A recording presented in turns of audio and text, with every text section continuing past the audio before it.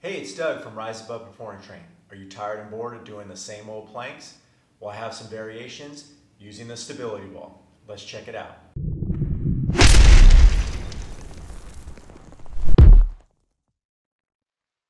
So when your basic floor planks get, very easy, or you want to look for some variation, we want to add a stability ball. So there's a lot of variations we can do with that to kind of up the intensity and up the game a little bit. So starting with the basic plank with the stability ball, we're going to rest our arms, forearms as much as you can on the ball. I like to make a triangle, so I have my fingertips sort of together and I just kind of spread out my arms. That way I create a little bit of surface area so I can bite into the ball a little bit more and be stable. I want to be straight over the top of the ball, so I don't want to be too far back and have my shoulders kind of at a compromising position. I want to be right over the ball, shoulders down, pull down, and I'm just going to tighten up my glutes, and I'll be at this slight downward angle. So that's a good place to start to take your planks to the next level. I recommend time, so you can start with 30 seconds, 20 seconds, work your way up to 40, 50, and even a minute. So start with that. When you get a little bit better, then you can add a little elevation to the feet. So I'll set up in my plank,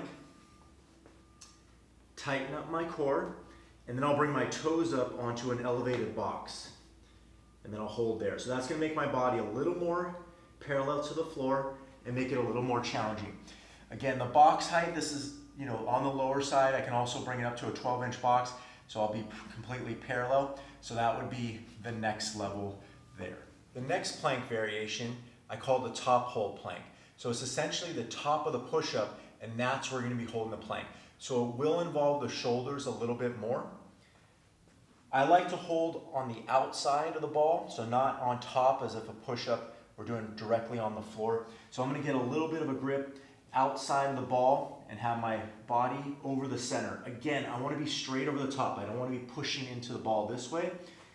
I'm going to roll my elbows in, pull my shoulders down, and tighten up. So I'm just going to, again, hold for time with this one. I'll start with 30 seconds, work my way up to about a minute. Once you feel confident with the ball plank, there's things that you can do to enhance the stability. We're going to do some slight arm movements while keeping our body still. So we'll get into our basic front plank position. I call this the arm-only rollout.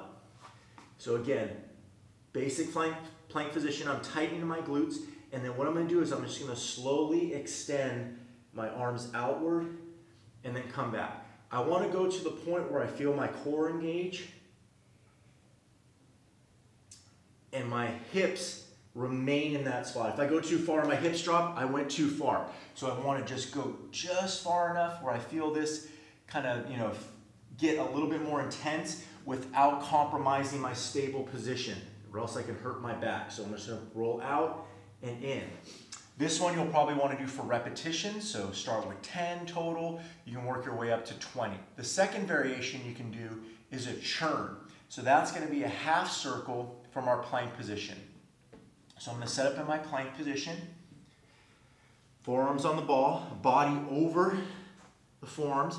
I can have my feet, a little wider or a little narrower. I tend to have my feet a little bit sprawled out, but not too wide. Then I'm going to tighten up and I'm going to make a half circle, reset in the middle, and I like to counter the other way and back in. Again, I'm going to extend the ball as far as I can without compromising my position or putting pressure on the low back. You can do this for repetitions. We usually start for 10, so 5 each direction, and then work our way up to 15, 16, 20 repetitions.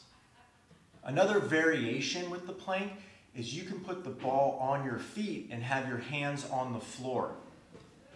One reason why I like this is you can adjust the intensity of it, whether the ball is forward or the ball is closer to the toes. So when the ball is more towards my torso, I'm way more stable.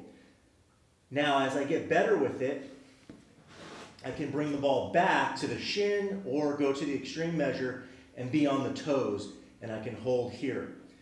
And then, if you get really good, you can start adding lifts or even abductions, where we bring the leg out and back in. Again, when you do those exercises, you want to make sure you're completely stable. So when you bring a leg up, you don't want the hips to move around. You got to lock everything down. So there you have it, some of my favorite plank variations using the stability ball. If you like the video, please like it down below. Also consider subscribing as we put a new video about every week. Thanks again, and we'll see you next time.